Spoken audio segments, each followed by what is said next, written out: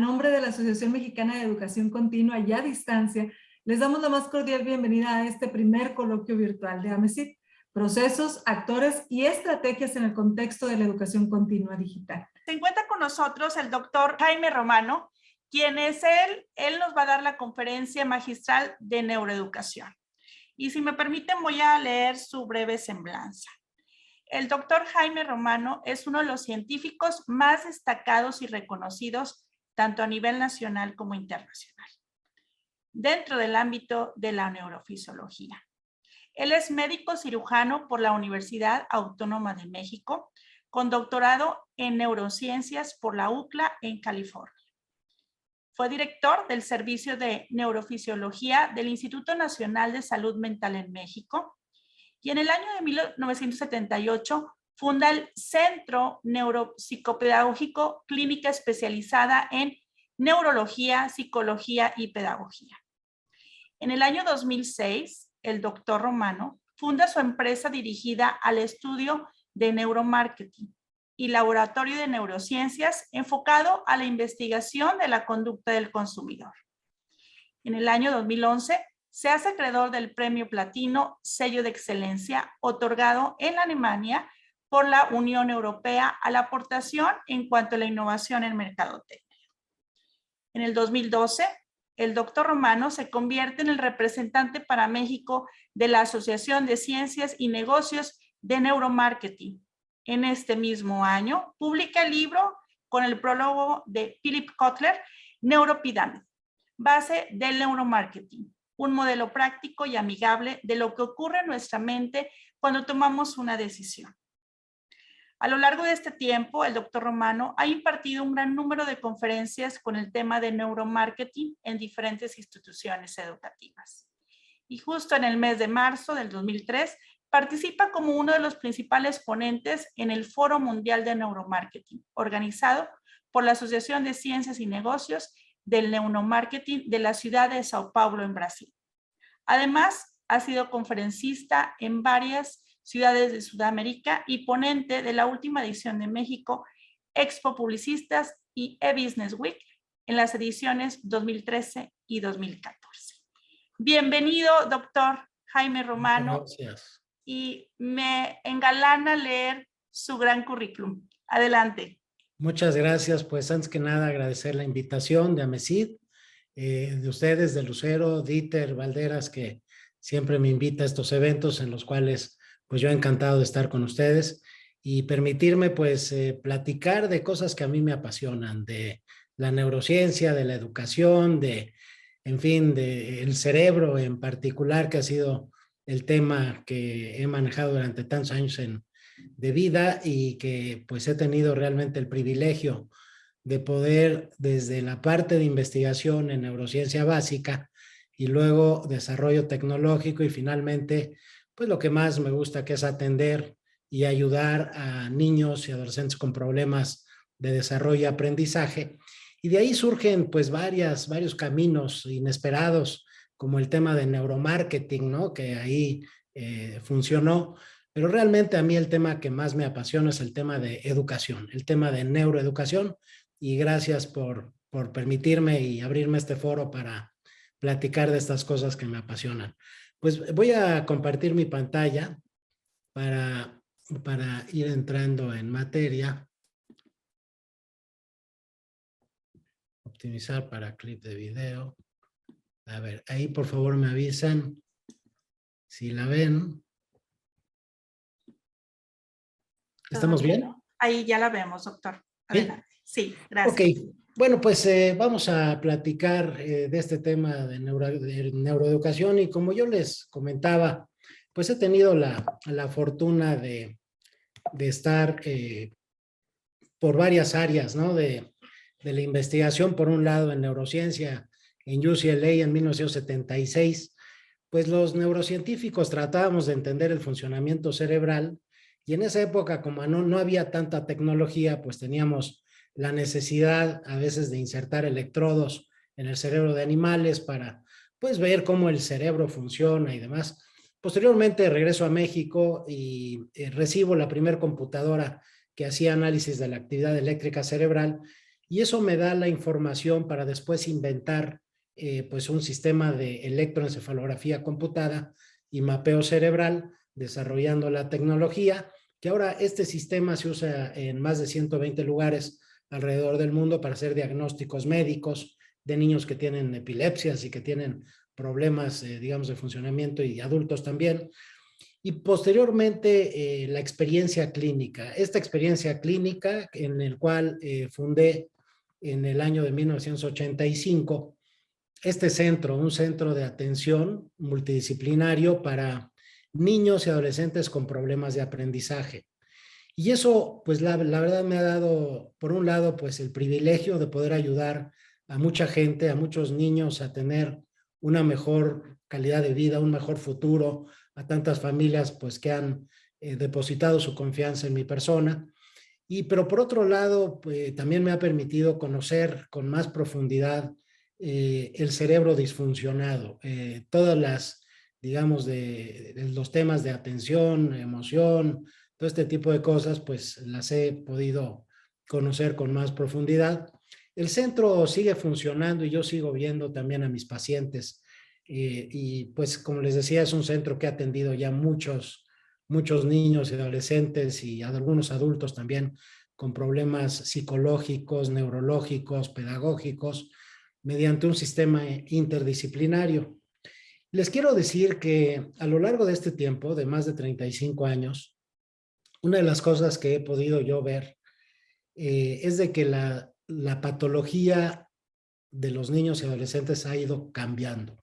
Las enfermedades o los padecimientos neuropsiquiátricos, neuropsicológicos, se han ido modificando. Yo hace 30 años o 20 años casi no veía niños con depresión o niños con trastorno obsesivo compulsivo, y ahora los veo muy seguido. Como les decía, hay varias patologías y varios padecimientos que he visto con mucha mayor frecuencia en los últimos tiempos. Por ejemplo, el tema de depresión infantil, el tema de ansiedad en los niños, el trastorno obsesivo compulsivo, incluso el autismo. Ahora veo más niños con síndrome de Asperger, niños con autismo y con otros padecimientos neuropsiquiátricos. Y por supuesto, adolescentes con problemas de identidad. Ahora nosotros escuchamos, ¿verdad?, cómo ha cambiado toda la cuestión, digamos, de la identidad, del género y demás en todos los adolescentes, cosas que antes yo no veía.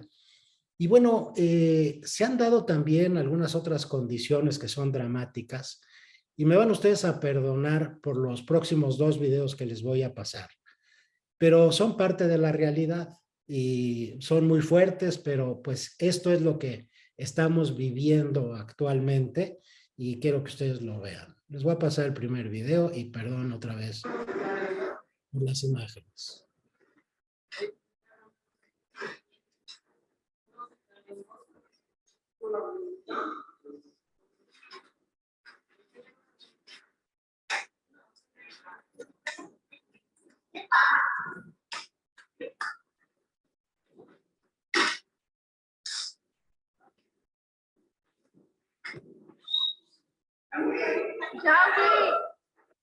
Esta violencia actual, pues antes no la veíamos, y tampoco lo que van a ver enseguida.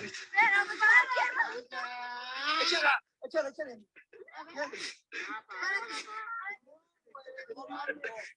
Sí, así se va. Se siente mal. Déjala respirar. Pues tú, veníate encima, güey. Pues sí, a ver. Levántala.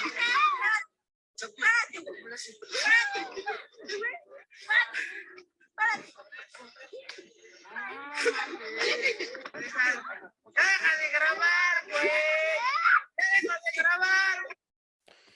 Como ven, pues estas escenas son dramáticas, y lo que les comentaba yo de la patología infantil y del adolescente que se ha ido modificando a lo largo del tiempo.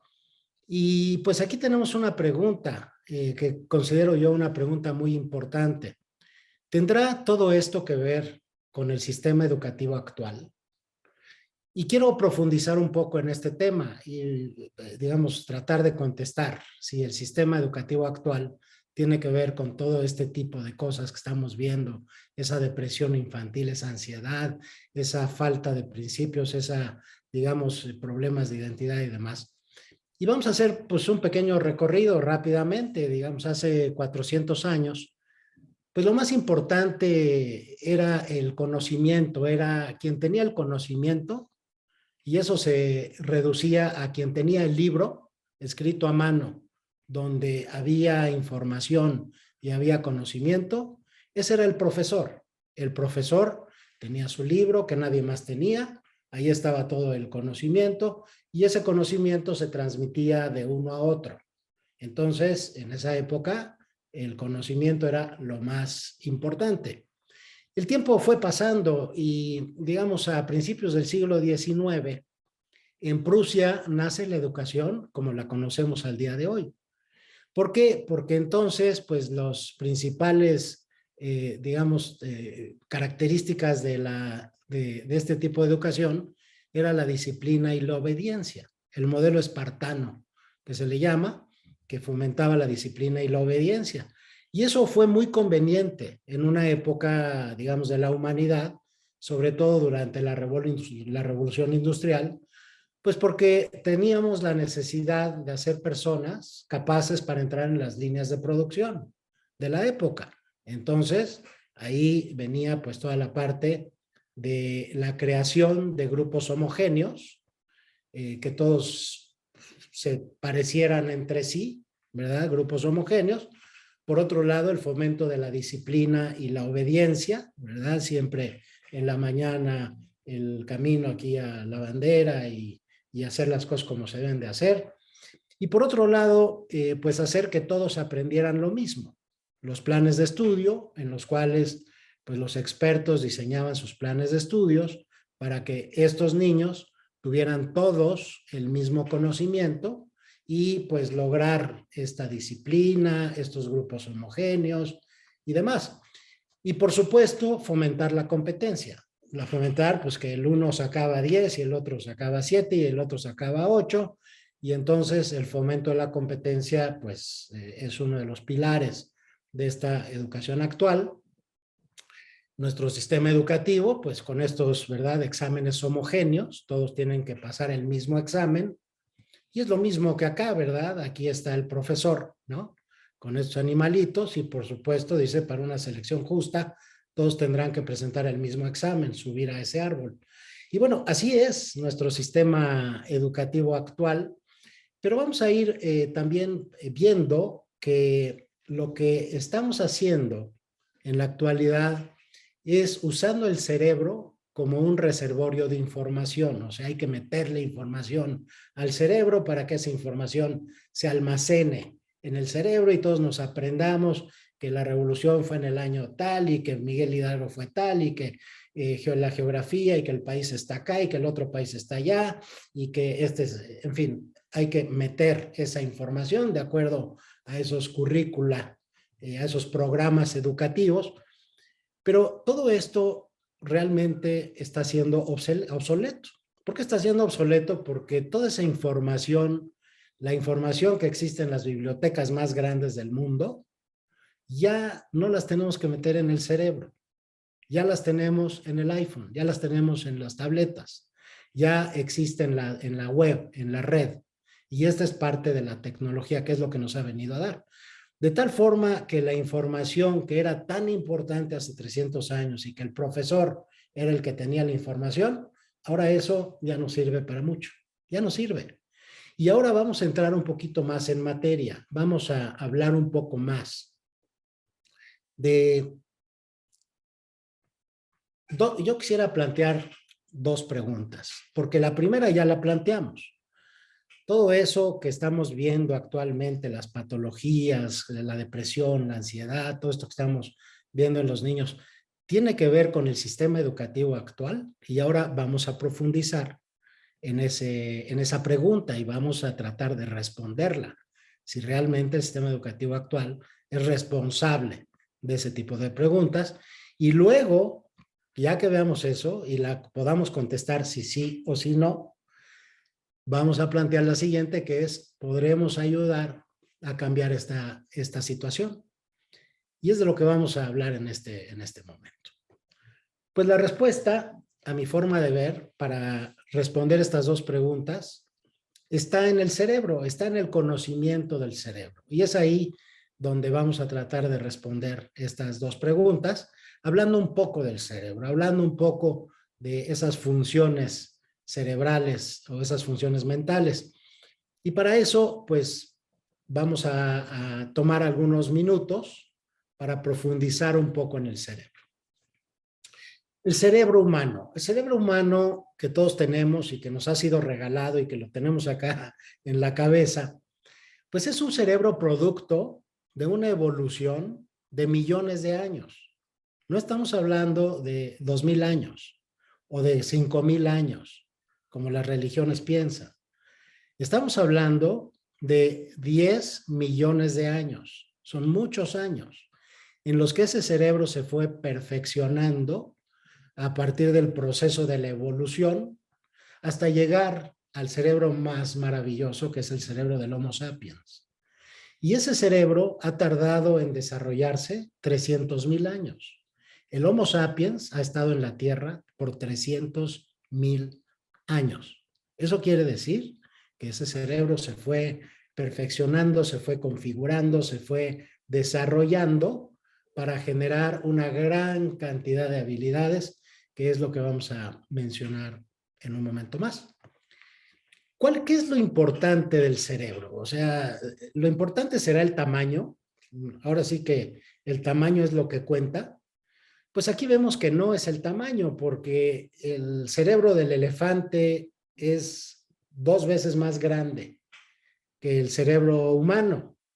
Y sin embargo, el cerebro humano es mucho más desarrollado y más hábil y con toda una serie de funciones que no tiene el cerebro del elefante. Pero entonces, ¿en dónde está la diferencia? ¿Dónde está realmente la parte fundamental o importante para el desarrollo de estas funciones tan elaboradas? Pues está en las neuronas. Y ahí vemos la cantidad de neuronas que tiene el cerebro humano, que son 16.3 billones de neuronas, cuando el elefante solamente tiene 5.5 billones. El gorila, que es uno de los animales más cercanos a nosotros, tiene 9.1 billones de neuronas. Entonces, no es el tamaño, sino que es la cantidad de neuronas que tenemos en nuestros cerebros. Y son una gran cantidad, ahí estamos hablando de 16.3 billones, o sea, es un número inimaginable. Pero además de eso, para complicar más todo este sistema neuronal, podemos decir que cada neurona tiene alrededor de 30,000 conexiones. Imagínense ustedes, 16.3 billones de neuronas con 30,000 o 10,000 o 100,000 conexiones que tiene cada una. Cada neurona es como una computadora. Entonces imagínense una red neuronal, una red de computadoras que tenga 16.3 billones de computadoras todas conectadas entre sí, pues ya estamos hablando de sistemas muy, muy complejos. Pero además de eso, hay otra función que es realmente la maravilla del sistema nervioso y del cerebro humano, que es que esas conexiones están cambiando todo el tiempo. Todo el tiempo se están haciendo nuevas conexiones, se están eliminando algunas conexiones. Es un sistema totalmente dinámico. Por esa razón, porque se hacen estas nuevas conexiones entre las neuronas, es por lo que nosotros aprendemos o memorizamos. Nuestro cerebro en este momento es estructuralmente diferente de nuestro cerebro hace 2 segundos. Nuestro cerebro en este momento es estructuralmente diferente al cerebro que teníamos hace 1 segundo. Entonces, el cerebro realmente, todo esto que se llama plasticidad neurológica, son las sinapsis, son las conexiones neuronales. Y esas conexiones se están haciendo de manera extraordinaria todo el tiempo. Pero vean ustedes cómo la mayor cantidad de conexiones neuronales en el ser humano se hace durante el primer año de vida. Ahí ven ustedes esa curva con esa asíntota tan marcada, en la cual vemos que en el primer año de vida el número de conexiones que se están haciendo en el cerebro son maravillosas, son extraordinarias. Esa plasticidad del cerebro, o ese aprendizaje o esas conexiones que se van haciendo, se van a detener a partir de los 8 años de edad, pero claro, siempre a lo largo de la vida va a haber esa plasticidad, pero en el primer año de vida es extraordinario. Y véanlo ustedes en el siguiente video, vean ustedes lo que pasa. El bebé cuando nace empieza a tener una serie de movimientos erráticos, aparentemente sin sentido. Se mueven sus manitas, se mueven sus deditos, se mueven los pies, se mueven los dedos de los pies, dirige su mirada a un lado, son movimientos totalmente erráticos. Pero lo que está haciendo el cerebro es entrenándose, está produciendo esas redes neuronales que en muy poco tiempo esas redes neuronales producen estos movimientos tan elaborados, tan desarrollados, en menos de un año. En menos de un año ya estos bebés están coordinando sus movimientos, están desarrollando toda una serie de conductas y actitudes. En este primer año el cerebro se prepara para manejar toda la parte cognitiva, toda la parte del pensamiento.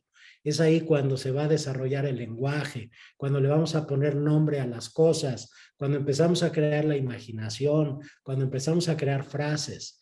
Entonces, esa plasticidad neurológica es extraordinaria y por esa razón este cerebro pues es lo que nos permite pensar, comunicarnos, sentir, transformar el mundo, crear computadoras, crear sistemas, crear vacunas ante COVID, crear, en fin, todo es producto del cerebro, incluso la realidad.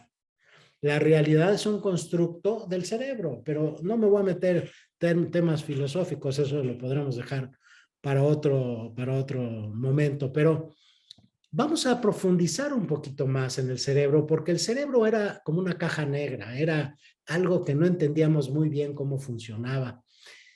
Sabemos que los órganos de los sentidos nos permiten meter información, o sea, ahí tenemos 5 vías de entrada de información al cerebro, son los ojos, los oídos, la nariz, la boca, el tacto, y esa información entra y luego podemos observar la conducta, me muevo, hablo y demás.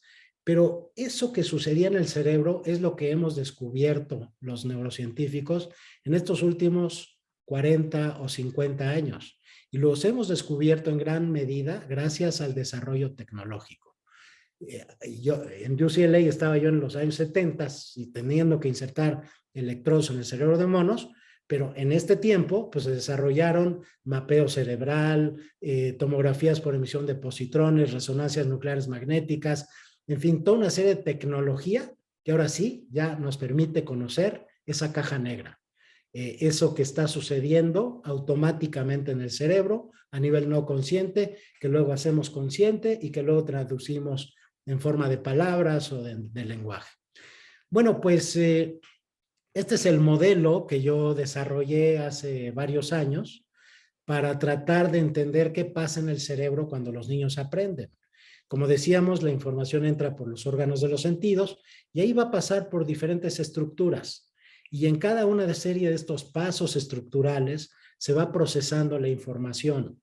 Y se procesa y luego pasa por otro sistema que se vuelve a procesar y otro sistema que se vuelve a procesar y otro más hasta que se convierte en pensamiento y luego se convierte en acción, se convierte en aprendizaje. Entonces, este modelo que acuñé y que se llama, ahora se conoce como la neuropirámide de Romano, plantea exactamente esos pasos de información.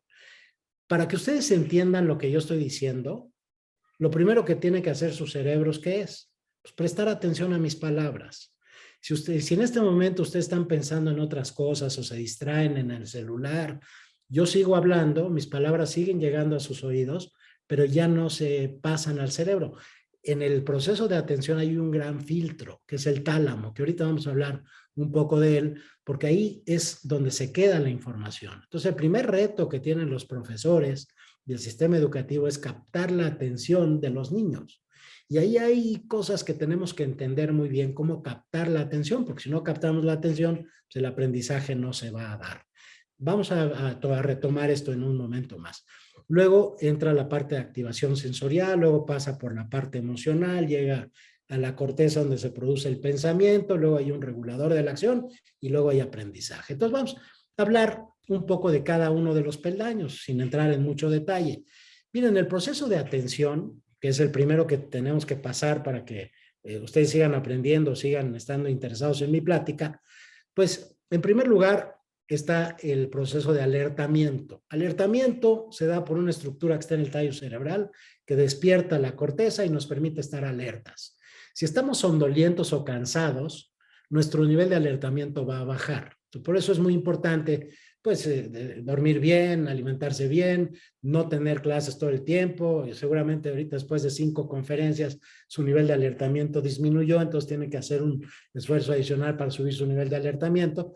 El segundo es el filtrado, lo que yo les decía, el cerebro está eliminando una gran cantidad de información de manera automática y luego el foco de la atención, hacia dónde prestamos atención, y es cuando ya el lóbulo frontal va decidiendo, sigo prestando atención o no, aprendo o no aprendo, actúo o no actúo, hablo o no hablo. Pero miren, para que ustedes vivan un poco de primera mano todo esto que sucede automáticamente en el cerebro y para que ustedes experimenten el tema de filtrado de la información, les voy a pasar un pequeño video, pongan mucha atención.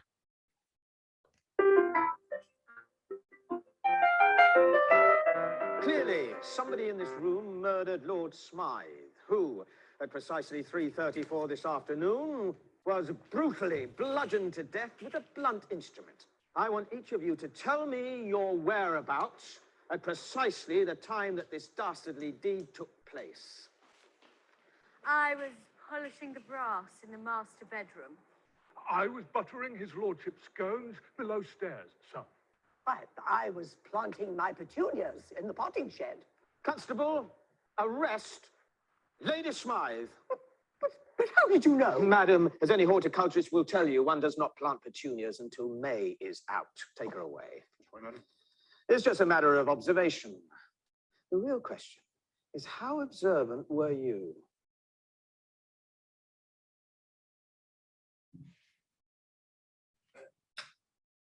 Action. Clearly, somebody in this room murdered Lord Smythe, who, at precisely 3:34 this afternoon, was brutally bludgeoned to death with a blunt instrument. I want each of you to tell me your whereabouts at precisely the time that this dastardly deed took place. I was polishing the brass in the master bedroom. I was buttering his lordship's scones below stairs, sir. I was planting my petunias in the potting shed.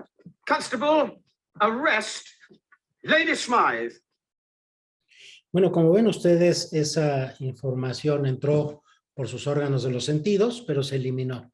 Me están diciendo que ya falta poquito tiempo. Estoy preguntando si me voy a poder pasar porque traigo otra información, pero me voy a ir más rápido. Viene la segunda parte, que es el sensorial, que es cuando ya la información llega a las cortezas, y ahí hay 3 etapas, uno que es el sensorial, luego el perceptual y luego el conceptual, que es cuando ya comprendemos las cosas, se va procesando la información. Pero quiero detenerme en este peldaño, en el tema emocional. El tema emocional se da en el sistema límbico. El sistema límbico está ahí, en donde les estoy mostrando ahora. El sistema límbico es un sistema, es el sistema de las emociones. Es el sistema que nos permite motivarnos a hacer cosas, es el sistema que nos permite alejarnos de cosas que nos producen displacer, y el otro nos acerca al placer. Este es un peldaño muy importante, y vean ustedes cómo las emociones se pueden caracterizar con base en 2 parámetros. Unas que son emociones positivas hacia el lado derecho, otra que son emociones negativas hacia el lado izquierdo, y en el eje vertical está la intensidad. Hacia arriba son las más intensas, hacia abajo son las menos intensas. Entonces, del lado izquierdo están las negativas. Está agresión, disgusto, irritación, celos, desprecio, decepción, aburrimiento, tristeza, aislamiento. Y esas son las que yo les mostré en el tema de aprendizaje. Vamos a entrar un poquito más a eso. Del lado derecho están las positivas: alegría, admiración, amor, deseo, inspiración, satisfacción, serenidad, relajación. Y aquí estamos viendo un tema muy importante. Miren, Skinner fue un investigador que es el padre del conductismo. Él descubrió una forma de aprendizaje acelerado. ¿Qué es lo que él hizo? Pues puso unas ratitas en unas jaulas en donde la parrilla de abajo metálica producía toques eléctricos, les daba toques eléctricos a las ratas. Pero lo que hacía él de repente era prender el foquito que está ahí, un foquito luminoso, le decía a la rata, aguas, ahí viene el toque, después de unos segundos, y la rata aprendía que presionando esa barrita que ven ustedes ahí en su boca, si la apretaba después de que venía la luz, no venía el toque. Si no la apretaba, el toque venía. Y se daba cuenta que la rata aprendía muy rápidamente. Y en esto, en el conductismo y el premio y el castigo, está basada la educación actual. Los exámenes, la disciplina, el estar en competencia con los demás. Y por supuesto que entonces estas cuestiones de los problemas que estamos viendo actualmente sí tienen que ver con la educación actual. Ahí vemos la obediencia, los castigos, la disciplina, la repetición, el temor, las calificaciones, están fomentando emociones negativas. Entonces ya estamos respondiendo ante una primera pregunta de si la educación actual tiene que ver con eso. ¿Hacia dónde tiene que irse la educación? Se tiene que ir al hemisferio derecho, se tiene que ir a la parte más intuitiva, al desarrollo del amor, de la alegría. ¿Y cómo? A través de la colaboración, de la empatía, de la motivación, la perseverancia, el desarrollo de la imaginación y la creación. Lleguemos a la última etapa, que es el cognitivo, que es el pensamiento. El pensamiento es en donde se crea la maravilla. Es ahí donde está la corteza cerebral, que es en donde ven ustedes esta parte amarilla, y es ahí donde se da el análisis, la síntesis, la imaginación, el pensamiento y demás. La educación actual está más enfocada al hemisferio izquierdo. El hemisferio izquierdo es un hemisferio racional, es un hemisferio de lenguaje, es un hemisferio lógico, es un hemisferio serial, es un hemisferio de razonamiento, pensamiento matemático. Y el hemisferio derecho es un hemisferio más intuitivo, es un hemisferio más emocional, es un hemisferio más de imaginación, de reconocimiento de patrones. La educación actual prusiana y como la tenemos ahora es una educación del hemisferio izquierdo. Y la pregunta es, ¿cómo enseñamos a través del hemisferio derecho? Pues se los voy a enseñar. Vean ustedes el siguiente video. El monosílabo. A, E, I, O, U. A, E, I, O, U. Un mono que habla. Ajá, ajá. ¡Wow! ¿Y sabes leer? No. Es muy fácil. Yo te enseñaré. Sí. Ya sé. Te llamaré el monosílabo. Aprendamos a leer. Ajá, ajá. ¿Estás listo para aprender una nueva sílaba? Ajá, ajá. Muy bien. Hoy vamos a aprender cómo suena la letra L si la unimos con las 5 vocales. A, E, I, O, U. La letra L sola suena L. ¿Puedes repetirlo? La letra L con la A suena LA. La letra L con la E suena LE. La letra L con la I suena LI. Como ven ustedes, pues es un video motivacional, ¿verdad? Los niños les encanta ver y tarde o temprano aprenderán a leer, pero eso es hemisferio izquierdo. Vamos a ver cómo se aprende con el hemisferio derecho. Hey, I got a question.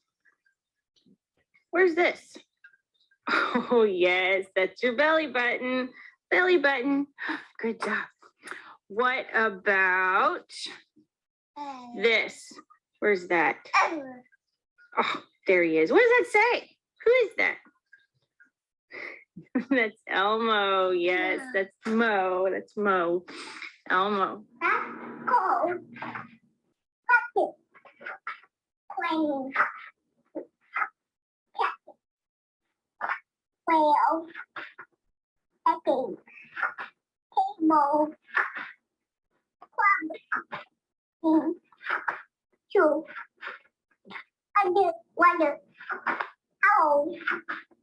apple.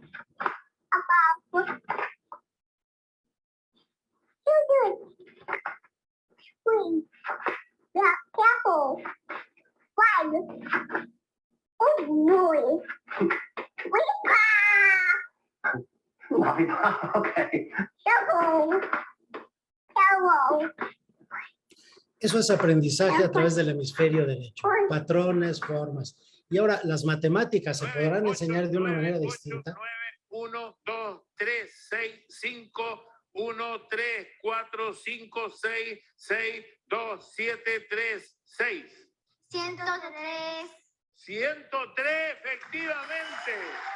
631, 386, 854, 412, 208.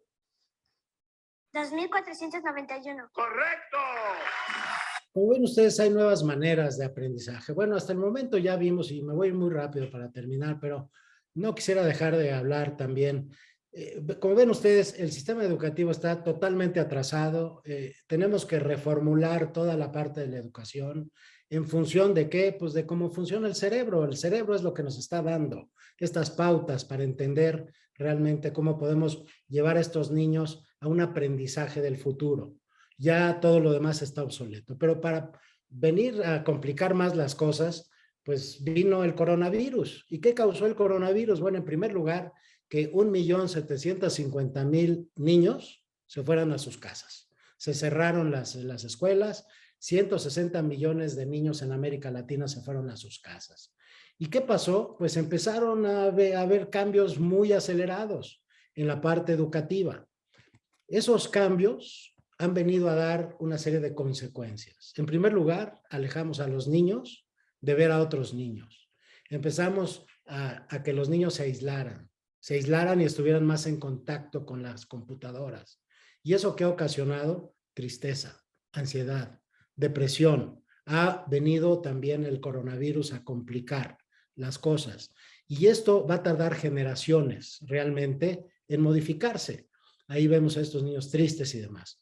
Por otro lado, el coronavirus ha acentuado toda la cuestión de diferencia en clases sociales. Aquí vemos cómo los países desarrollados, el 80-85% tienen computadoras, tienen conexiones a internet, pero los países de bajos ingresos no tienen ni acceso a computadoras ni a internet. Y esto está haciendo otra vez que haya mayor división en toda la parte social. Y bueno, alguien dijo, y yo estoy de acuerdo, que la conectividad debe ser un derecho humano para eliminar este tipo de cosas. Pero miren, ¿qué es lo que estamos haciendo ahora con nuestros niños, con nuestros bebés? Desde que son bebés, les estamos dando las tablets. Esto está modificando sus cerebros. No podemos dejar de pensar en que esto está modificando sus cerebros. ¿Y cómo los está modificando? Pues los puede modificar de manera positiva o de manera negativa. Es como la bomba atómica. O sea, la energía nuclear puede ser maravillosa, pero también puede ser muy destructiva. Lo mismo sucede con la tecnología. Si no entendemos cómo usar la tecnología, vamos a perder generaciones de seres humanos y posiblemente el ser humano no se recupere más, o por lo menos tardará muchos años en recuperarse. Entonces, tenemos que tener mucho cuidado con toda esta parte. Por esa razón se están haciendo cada vez más niños con déficit de la atención. ¿Por qué? Porque ya no tienen que leer textos que requieren de una atención sostenida, porque ya en las computadoras le pican y solucionan el problema, se sube, se baja. Los lapsos de atención que se requiere para usar las computadoras son muy cortitos. Ya los niños no, y luego se vuelven adictos a estos aparatos y se vuelve todo un problema, se aíslan de la sociedad y el coronavirus nos ha aislado de la sociedad. Entonces tenemos un gran reto. Claro, hay muchas empresas que están desarrollando muchos programas nuevos, ¿verdad? Que se están utilizando en internet. Ahí hay las 200 mejores pruebas de tools, ¿no? Herramientas para mejorar el aprendizaje. Incluso las autoridades esperan producir 4.550 programas de TV educativos y 640 de radio. Pero, ¿qué va a contener estos programas de TV y estos programas de radio? Estamos llevando la educación antigua simplemente a las computadoras. Eso es lo que estamos haciendo. Entonces, señores, tenemos que reformular realmente el aprendizaje. No nos podemos quedar ahí parados. Estamos viendo que el cerebro es un cerebro que tiene un gran potencial, pero lo que le metan al cerebro es lo que va a salir del cerebro. Si le metemos porquerías, si le metemos cosas inadecuadas, esas son las cosas que van a salir.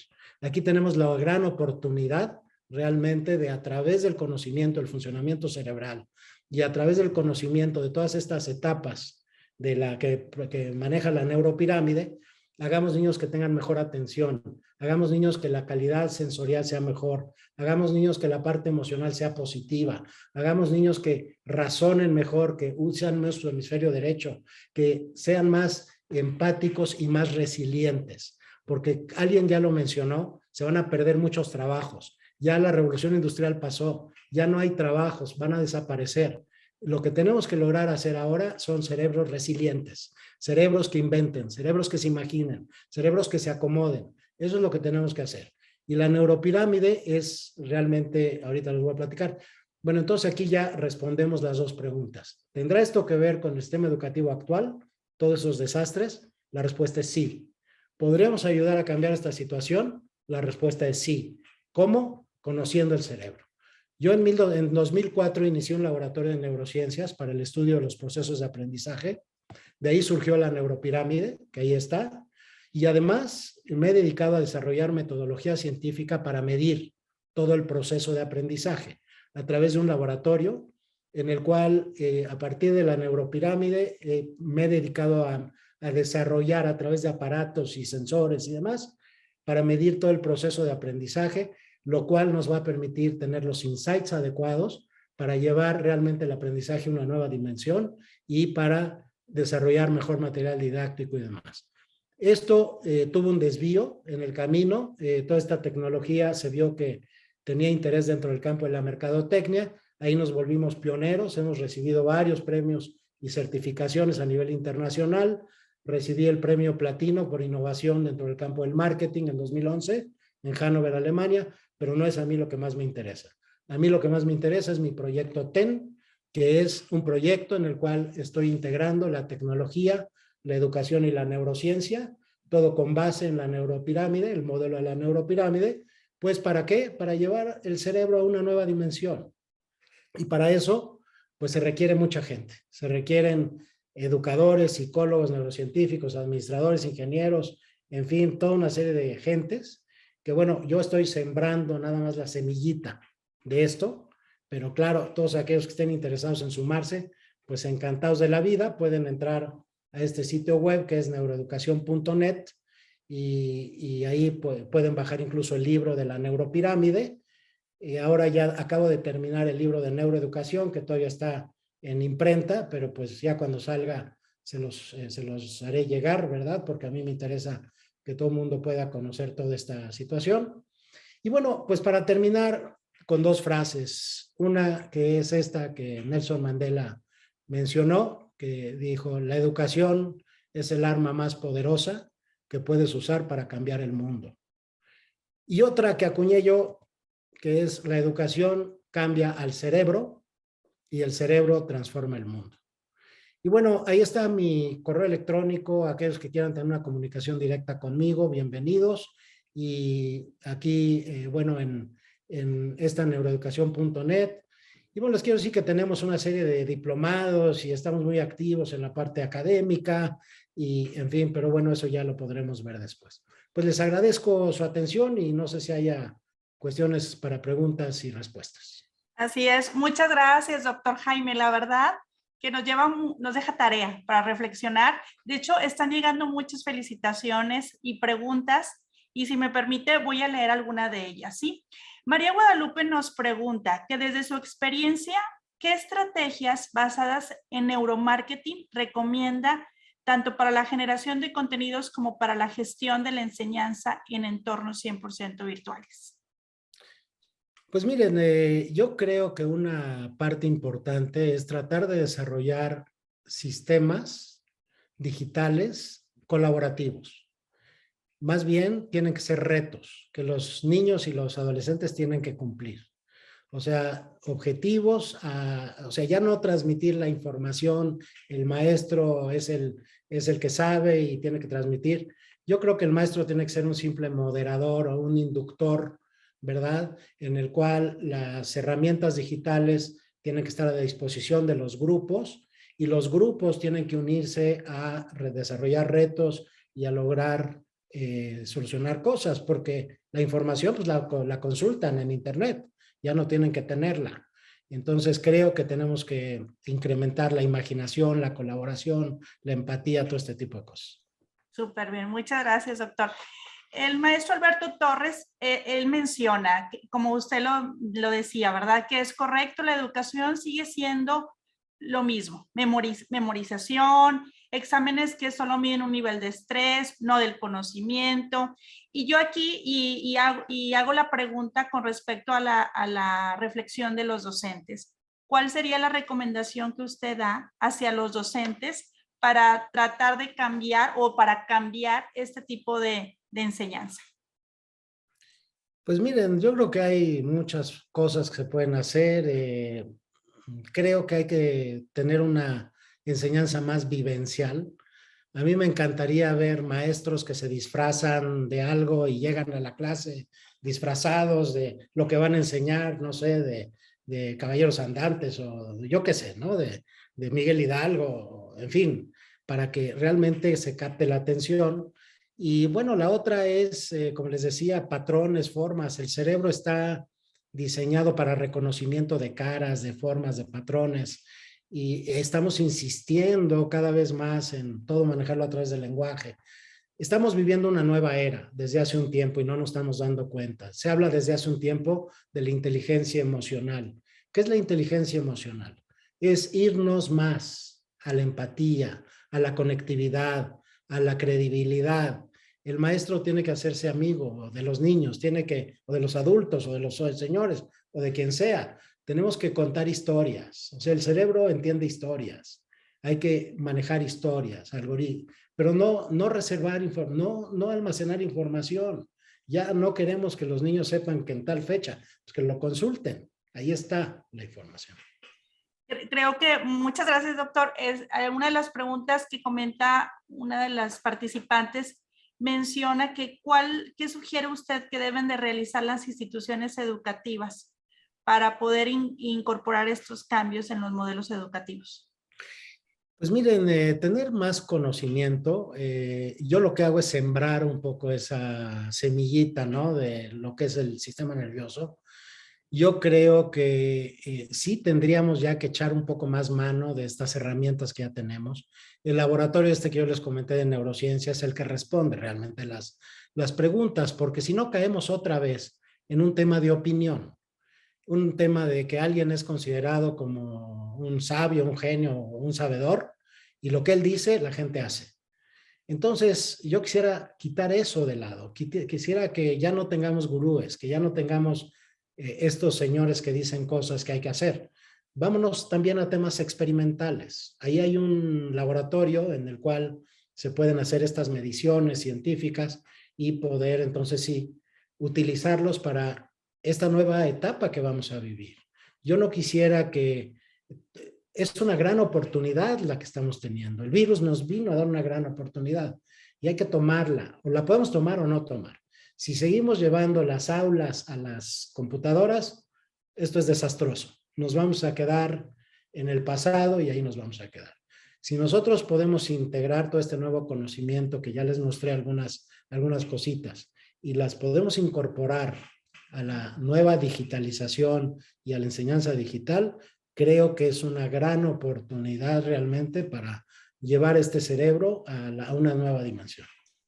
Gracias, doctor. Sigue llegando felicitaciones y también preguntas, doctor, y me gustaría, ya para ir cerrando, una de ellas nos dice que dónde pueden ellos observar todo esto que usted está realizando, en dónde puede compartirlos. Creo que por ahí en su presentación nos los hizo saber. Si nos puede compartir cómo podemos contactarlo y también nos comentan cómo podemos pasar a la era tecnológica sin perder la parte humana. Es que ese es el tema, no podemos irnos totalmente a digital. Yo creo que los sistemas híbridos son los mejores. Hay que usar, creo que la tecnología, ¿no? Para comunicarnos con más gentes, ¿no? Que son lo que nos permite hacer estas intercomunicaciones. Me gustaría ver escuelas que sean multipaíses. Escuelas en las que los niños de Colombia se conecten con los mexicanos, con los suizos, con los suecos, con los alemanes, con los no sé qué, y entonces hagan grupos. Eso tenemos la oportunidad porque tenemos la tecnología para hacerlo. Pero otra vez, las reglas son muy sencillas.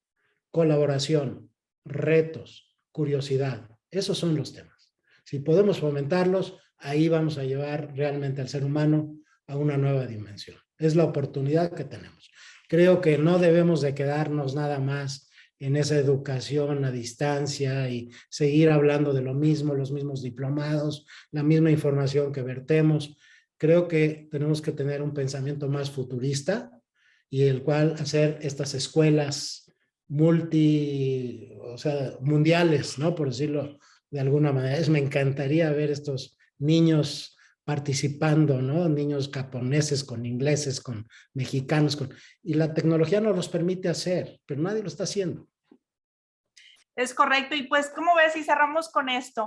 De tener esas escuelas internacionales que nos permita tener nuestras experiencias con docentes de todo el mundo, con estudiantes de todo el mundo, y algo que comentaba usted, la esencia del ser humano, el enfocarnos en la parte creativa, en la parte de trabajar en equipo, en la parte empática y sobre todo en ser resilientes. Exacto. Muchas gracias, doctor. Gracias a ustedes, gracias por la invitación. Gracias a usted. ¿Cómo ves si nos comprometemos nos apoya para contestar nuestras preguntas que están llegando en el foro por cuestiones de tiempo y sobre todo pues posteriormente invitarnos a nuestro siguiente coloquio y esperemos que ya sea de manera presencial?